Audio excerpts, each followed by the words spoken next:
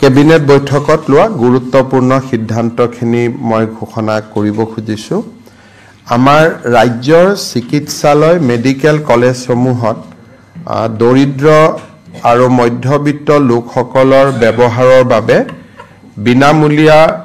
বিশেষকৈ ঔষধ বিতৰণৰ বাবে আজি ৰাজ্যিক কেবিনেটে স্বাস্থ্য বিভাগক 190 কোটি টকাৰ অনুমোদন জনায় এটা কেবিনেটত আজি এটা বিশেষ সিদ্ধান্ত লোৱা হৈছে যেটো আপোনালোকক মই জনাব খুজিছো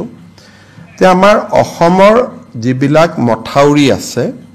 সেই মথাউৰি বিলাকৰ বহুত বিলাক এজিং অৰ্থাৎ বহুত সময় আগতে নিৰ্মাণ কৰা মথাউৰি আৰু বিভিন্ন সময়ত মথাউৰি বিলাকত আৰ্ট কাটিং হয় সৰু সৰুকৈ পানী নিগৰি থাকে আৰু সময়ত আমি গম নোপোৱা বাবে তৎক্ষণিক ব্যৱস্থা ল'ব নোৱাৰো আৰু এটা সময়ত মথাউৰি বিলাক ব্ৰিজ হৈ যায় আজি কেবিনেটে এটা সিদ্ধান্ত লৈছে যে প্ৰতি 10-12 কিলোমিটাৰ মথাউৰিত আমি এটা যুৱ বাহিনী গঠন কৰিম 15 জন ডেকা ল'ৰা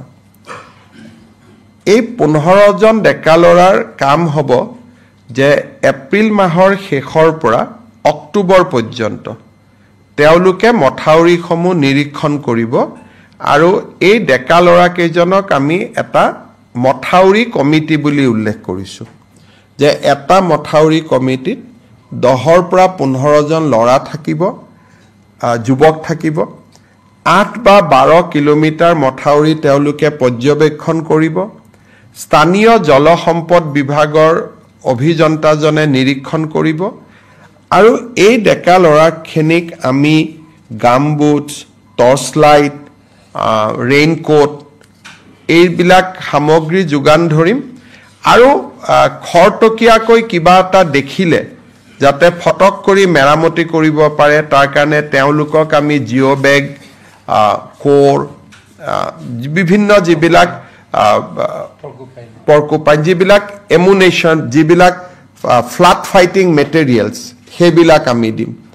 আৰু এই গোটেই ব্যৱস্থাটো স্বেচ্ছাসেৱক হ'ব স্বেচ্ছাসেৱী হ'ব অসমৰ বান নিয়ন্ত্ৰণৰ ক্ষেত্ৰত অসমৰ যুৱ শক্তিৰ আমি যাতে সহায় পাওঁ তাৰ কাৰণে এই বিশেষ আঁচনিটো লোৱা হৈছে আৰু যি কেইজন যুৱ বন্ধুৱে এই কামত আমাক সহযোগিতা কৰিব অক্টোবৰ মাহত মুখ্যমন্ত্ৰীৰ স্বাক্ষৰযুক্ত তেওঁলোকক একোখন কৃতজ্ঞতাৰ পত্ৰ বিতৰণ কৰা হ'ব সো আকৌ এবাৰ কৈ দিছো যে 8 পৰা 12 কিলোমিটাৰ মথাউৰি চাবৰ কাৰণে 10 পৰা 15 জন যুৱকক লৈ এটা মথাউৰি কমিটি নিৰ্মাণ কৰা হ'ব এই মথাউৰি কমিটিটো এপ্ৰিল মাহৰ পৰা অক্টোবৰ মাহলৈকে কাম কৰিব মথাউৰি কমিটিৰ সদস্যসকলক আমি গামবুটছ টৰ্চ লাইট ৰেইনকোটছ এই ধৰণৰ সামগ্ৰীসমূহ যোগান ধৰিম আৰু ফ্লাড ফাইটিং কিছু জিঅ' বেগছ কোৰ পাৰ্কুপাইন এই ধৰণৰ যিবিলাক আমাৰ আমি তৎকালে মথাউৰিটো বচাব পাৰো যেতিয়ালৈকে ডিপাৰ্টমেণ্টৰ সুবিধা আহি নপৰে এই সামগ্ৰীবিলাকো আমি তেখেতসকলক দিম আৰু শেষত আমি গৈ অক্টোবৰ মাহত যেতিয়া আমি বানপানী সেশন কমপ্লিট হৈ যাব তেওঁলোকক আমি একোখন কৃতজ্ঞতা পত্ৰ দিম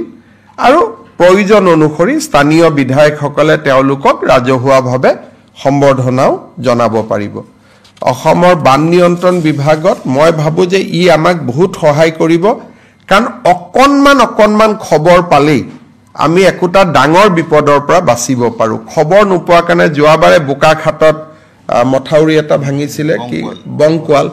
যদি কোনোবাই যদি দুদিন আগত আমাক খবৰ দিলেহেঁতেন মথাউৰিটো নাভাঙিলেহেঁতেন গতিকে সেই ধৰণৰ এইটো এটা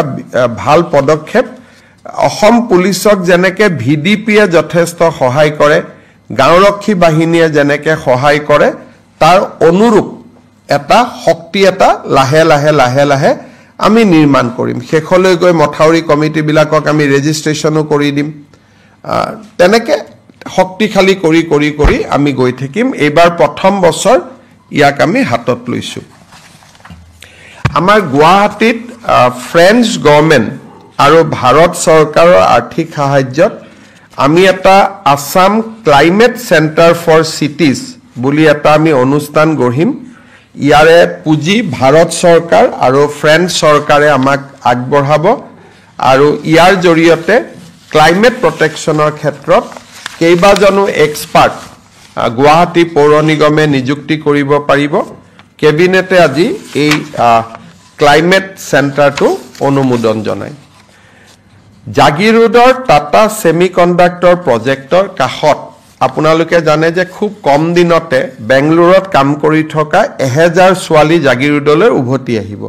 আমাৰ যি অসমীয়া ছোৱালী এতিয়া বেংগলুৰুত কাম কৰি আছে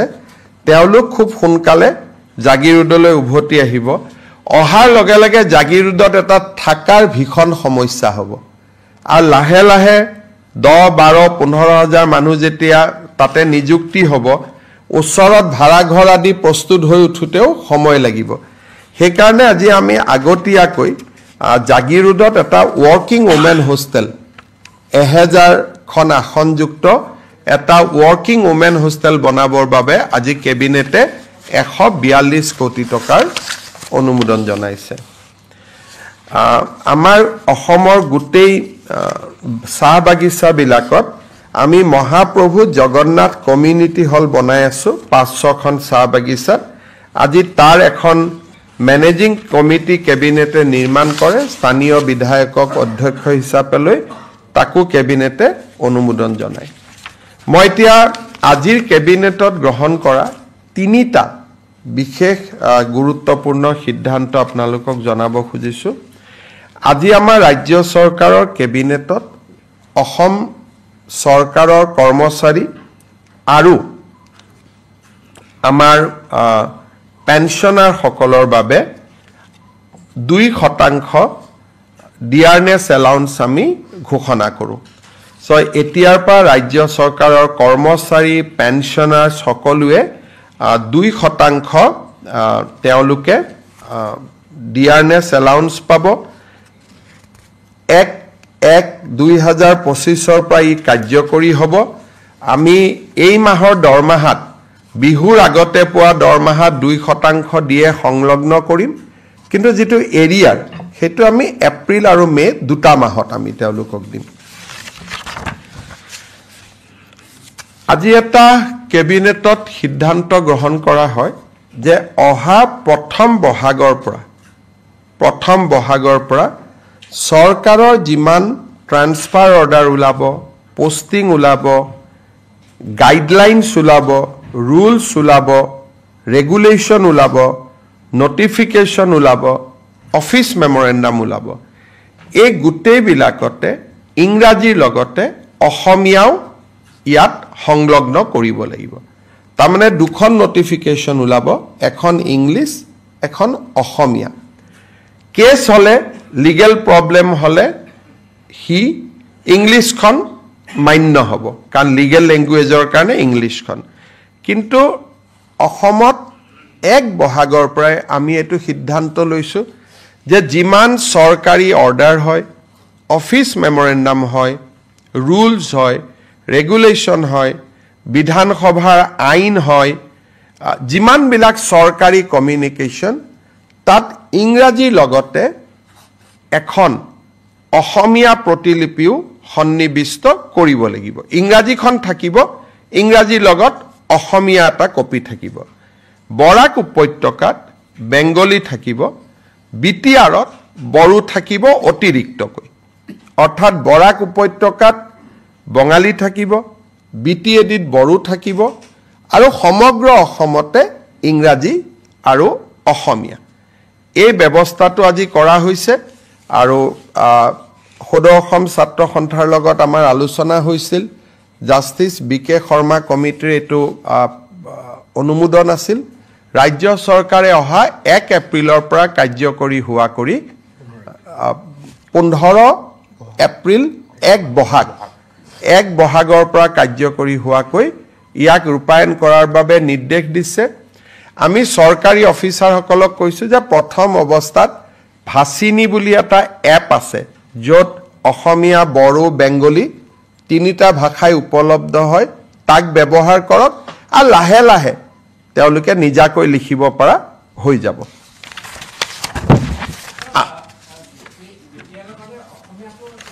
ইংলিছ আৰু অসমীয়া গোটেই অসমৰ কাৰণে বিটিআৰৰ কাৰণে বড়ো বৰাক ভেলীৰ কাৰণে বেংগলী যেটো আজি চলি আছে তাত কোনো আৰু বেলেগ নহয় আমি যেটো আজি যি ধৰণে চলি আছে বিটিআৰত বা আজি যি ধৰণে বৰাক উপত্যকাত চলি আছে সেইটোৱে চলি থাকিব বৰাক উপত্যকাত বেংগলী চলে বিটিআৰত বড়ো চলে বিটিআৰত অসমীয়াও চলে গতিকে আৰু গোটেই অসমতে ইংৰাজী আৰু অসমীয়া ৰাজ্য চৰকাৰে আজি আমাৰ দুখন প্ৰপ'জ ৰিজাৰ্ভ ফৰেষ্ট পাগলিজৰা আৰু নায়েক গাঁৱক আমি ৰেভিনিউ ভিলেজলৈকে কনভাৰ্ট কৰোঁ কিন্তু তাৰো ভিতৰত 280 হেক্টৰ আৰু 180 হেক্টৰক লৈ দুখন ৰিজাৰ্ভ ফৰেষ্ট কৰিবৰ বাবেও ৰাজ্য চৰকাৰে সিদ্ধান্ত লৈছে এতিয়া তৃতীয় এটা ইম্পৰ্টেণ্ট সিদ্ধান্ত আছিল আমাৰ অসমত যিবিলাক ফৰেনাৰ্ছ ট্ৰিব্যুনেল আছে তাতে বহুত কেছ পেণ্ডিং হৈ আছে এই কেছবিলাকৰ ভিতৰত 28000 এনেকুৱা ব্যক্তি আছে যাৰ উপাধি কোচ ৰাজবংশী লোকসকলৰ সৈতে মিলে অৰ্থাৎ 28000 কোচ ৰাজবংশী লোকে আজিও বিদেশীৰ এটা অপমান লৈ তেওঁলোকে ট্ৰিব্যুনেলত কেছ খেলি আছে ৰাজ্য চৰকাৰে বিশ্বাস কৰে যে কোচ ৰাজবংশী অসমৰ এটা খিলঞ্জীয়া কমিউনিটি কোচ ৰাজবংশী অসমৰ সংস্কৃতিৰ এক এৰাব নোৱাৰা অংগ আৰু সেইবাবে আজি ৰাজ্য চৰকাৰে সিদ্ধান্ত লৈছে যে কোচ ৰাজবংশী লোকসকলৰ বিৰুদ্ধে যি বিদেশী ন্যায়াধিকৰণত কেছ চলি আছে বা তেওঁলোকৰ নামৰ বিপৰীতে যে ডি ভোটাৰ লাগি আছে তাক তৎকালীনভাৱে এই গোচৰবোৰ প্ৰত্যাহাৰ কৰিবলৈ আজি ৰাজ্য চৰকাৰে সিদ্ধান্ত লৈছে এইটো এটা কোচ ৰাজবংশী কমিউনিটি বহুত দিন তেওঁলোকে কষ্ট খালে আৰু এই কমিউনিটিৰ মানুহবোৰ বৰ দুখীয়া গতিকে আজি তেওঁলোকৰ আমি এটা ঐতিহাসিক সিদ্ধান্ত লৈছো যে কোচ ৰাজবংশী কমিউনিটিৰ গাত এতিয়াৰ পৰা বিদেশী লেভেল লাগি নাথাকিব তেওঁলোকৰ বিৰুদ্ধে চলি থকা সকলো গোচৰ ৰাজ্য চৰকাৰে ট্ৰিব্যুনেলৰ পৰা প্ৰত্যাহাৰ কৰিব সো তিনটা ইম্পৰ্টেন্ট ডিসিশন আছিল 2% ডিএ সেকেন্ড ইম্পৰ্টেন্ট ডিসিশন আছিল যে অসমীয়া ভাষাৰ প্ৰয়োগ বৰাকত বেংগলী বিটিএডিত বড়ো আৰু কোচ ৰাজবংশী কমিউনিটিৰ পৰা বিদেশী বুলি যি তেওঁলোকৰ ওপৰত গোচৰ চলি আছিল তাৰ আনুষ্ঠানিক প্ৰত্যাহাৰ এই তিনটা গুৰুত্বপূৰ্ণ সিদ্ধান্ত আজি কেবিনেটে লয় লগত মথাউৰি কমিটিটো এটা সুদূৰ প্ৰসাৰী ভৱিষ্যতৰ দিনত এটা অত্যন্ত সুস্থ সিদ্ধান্ত হ'ব বুলি মই আশা কৰিছো